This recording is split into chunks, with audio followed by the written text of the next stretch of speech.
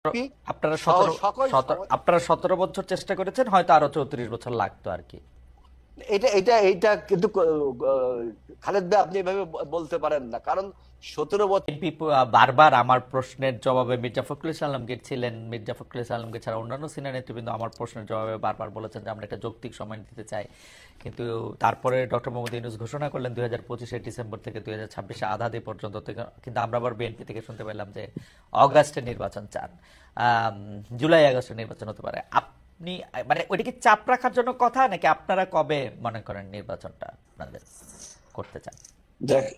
দেখেন, বাংলাদেশে এখন সবচেয়ে বেশি রাজনৈতিক একটা অনিশ্চয়তা বিরাজ করছে যে এই সরকারের মেয়াদ আসলে কতদিন। আর আপনি যে কোশ্চেনটা করলেন যে সব নির্বাচন কতদিন পরে হতে পারে, আপনি দেখেছেন যে রাজনৈতিক যে অনিশ্চয়তা এবং রাজনৈতিক যে শূন্যতা তৈরি হয়েছে, এই শূন্যতার মধ্যে অনেক ষড়যন্ত্র এবং প্রতিবিপ্লবী সিনড্রোম আপনারাও দেখেছেন আর জনগণও দেখেছেন।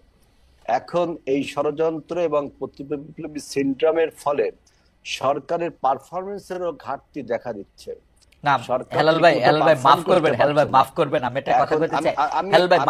আমি শুধু একটা কথা বলতে চাই, যেহেতু আপনি আমার কথা বলেছেন যে ষড়যন্ত্র দেখতে পাচ্ছে, আমি ষড়যন্ত্র দেখতে পাচ্ছি না, কিন্তু আসলে ষড়যন্ত্র করলে বিএনপি করতেছে এরকম মনে হচ্ছে। সেটা পরে কথা বলবো। না না, আচ্ছা, ওই আপনি দেখেন আমাদের, আপনি প্রথম ডেটটার কথা বলি যে ডক্টর ইউনূস একটা ধোঁয়াশা সৃষ্টি করলেন ডেট নিয়ে, যে আপনার 2টা ডেট দিলেন, উনি ক্লিয়ার করলেন না, এবং কিভাবে নির্বাচনটা হবে তার একটা পরিষ্কার ধারণাও দিলেন না। আমরা কিন্তু প্রথমে বলেছি যে ন্যূনতম সংস্কার করে, অর্থাৎ নির্বাচন একটি সুষ্ঠু, ফ্রি, ফেয়ার, ক্রেডিবল ইলেকশন করার জন্য যতটুকু সংস্কার প্রয়োজন ততটুকু সংস্কার করে আমরা প্রথমে বলেছিলাম যৌক্তিক সময় যখন আপনারা ডেফিনেশন চেলেন, তখন আমরা বললাম যে অগস্টের মধ্যে নির্বাচন হওয়া সম্ভব, এবং কেন সম্ভব সেটাও বললাম, যে এখন নির্বাচনের যে আপনার ভোটার লিস্টের হালনাগাদ এটা চলছে, এটা হয়তো 1 মাসের মধ্যে শেষ হয়ে যাবে। এখন নির্বাচন কমিশনকে আপনার স্ট্রেনথেন করবার জন্য নির্বাহী বিভাগ, ল এনফোর্সিং এজেন্সির বিভাগকে যদি আপনি নির্বাচন কমিশনের কাছে ক্ষমতা প্রদান করেন, তাহলে এখন একটা সুষ্ঠু নির্বাচন সম্ভব। কারণ অতীতে 3 মাসে এরকম অন্তর্বর্তীকালীন সরকার আর তত্ত্বাবধায়ক সরকার, যে নামেই ডাকুন, ক্যারেক্টার একই, নিউট্রাল সরকার, অতীতে 3 মাসের মধ্যে নির্বাচন করা সম্ভব হয়েছে। আর আপনি যেটা বলছেন যে আপনি ষড়যন্ত্র বলছেন বিএনপি করছে, দেখেন আমাদের দেশের এই পরিবর্তনকে আমাদের প্রতিবেশী রাষ্ট্র ভারত কিন্তু ভালোভাবে নেয়নি।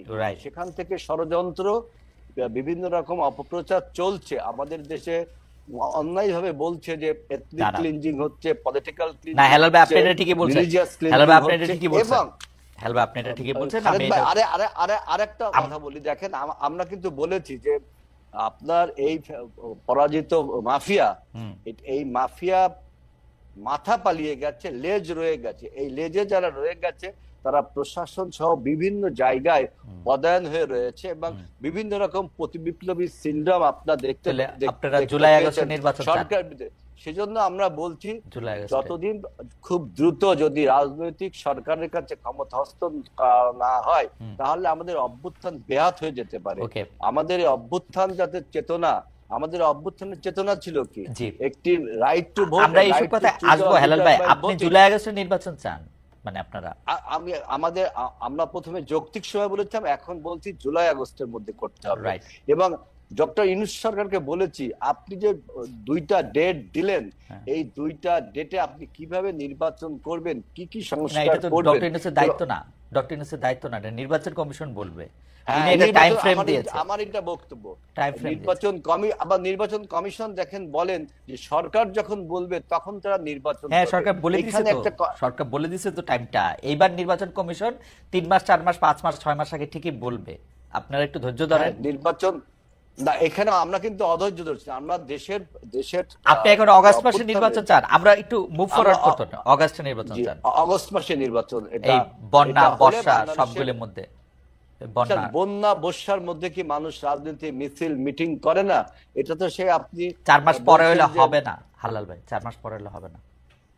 4 মাস পরে হলে হবে না, এটা ডিসেম্বরে হলে হবে না, ভালো হবে না নির্বাচন। হ্যাঁ, কারণ যদি 4 মাস পরে না হয়, ডিসেম্বর দিকে হয়, তখন এত আমি বললাম যে এই সরকারের পারফরমেন্সের যে ঘাটতি আছে, তিনি যে এই সরকার চালাতে পারছেন না, রুটিন ওয়ার্কটাও করতে পারছেন না, কত রকম এই সরকার একটা অন্তর্বর্তীকালীন সরকার, মনে হচ্ছে না এই সরকারের কাছে যত দাবি দেওয়া মানুষের, এতদিন যারা 17 বছর বঞ্চিত ছিল, রিয়েলি তারা বঞ্চিত ছিল, তারা দাবি দেওয়া পেশ করতে শুরু করেছে, এবং সরকারের একটা অদক্ষতার কারণে কিন্তু এই দাবি দেওয়াগুলো শুরু হয়েছে। আপনি দেখেন 8ই আগস্টের যখন সরকার গঠন হলো, তার পরের দিনই সরকার ছাত্রদেরকে অটো পাস করার পারমিশন দিলেন, ছাত্রদের একটা আন্দোলনের ফলে। এই যে সরকারের অদক্ষ একটা আপনার সিদ্ধান্তের ফলে সমস্ত বঞ্চিত শক্তিগুলো এখন সরকারের উপরে, আপনি বলছেন যে সরকার অদক্ষ শক্তির জন্য। আচ্ছা, আমি সরকারের শক্তি এবং অনভিজ্ঞতা, অদক্ষ এবং অনভিজ্ঞতা, ঠিক আছে, আমি এগুলিতে আসবো পরে। আমার একটু কুইক, আপনার কাছে কি মনে হয় যে আমরা জুলাই আগস্টে যে আন্দোলনের সময় দেখেছি, সেই আন্দোলনের সময়তে শেখ হাসিনা সরকারের উৎখাতের জন্য সবাই একসাথে কাজ করেছে, সবাই নানা জায়গায় মানে যে যার জায়গা থেকে সাহায্য করেছে, কিন্তু এই সরকারের সমন্বয়করা বিশেষ করে যে শুধু জামায়াত শিবিরের কথা বলে, এটা কারণ কি? আপনাদের কথা কেন বলে না? হেলাল ভাই, আপনি যদি একটু ছোট করে বলেন, কোথায় গিয়ে সেটা আটকাইলো? আমাকে যদি বলতে দেখেন, বাংলাদেশে আপনার আন্দোলন বা কোনো কৃতিত্বকে হাইজ্যাক করার একটা সিনড্রোম আমরা 71 সালেও দেখেছি, যেভাবে আওয়ামী লীগ আপনার 71 সালের চেতনাকে হাইজ্যাক করে নিজেদের বলে চালিয়ে দিতে চেয়েছিল। এবারও আমি এরকম একটা 24-এর গণ অভ্যুত্থানে এরকম সিনড্রোম আমরা দেখতে পাচ্ছি।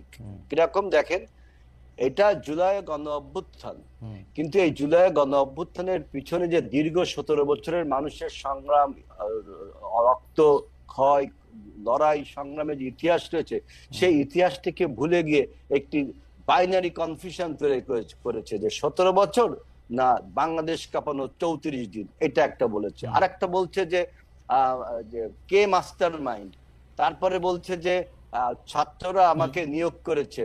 এই সমস্ত বাইনারি কনফিউশন, আমি সেটা মানলাম, কিন্তু ধরেন যে কোনো পলিটিক্যাল পার্টির মধ্যে বিএনপির কথা না বলে যে জামায়াতের কথা বলার কারণ কি? এটার কারণ কি একটা হইতে পারে যে বিএনপি কি শেষ মুহূর্তে এসেও 23-24 তারিখেও আসলে ভাবতেছিল যে আওয়ামী লীগ সরকারই রয়ে যাবে, তো সেই জন্য সে আর নতুন নিপীড়ন নির্যাতনের মধ্যে যেতে চায় না?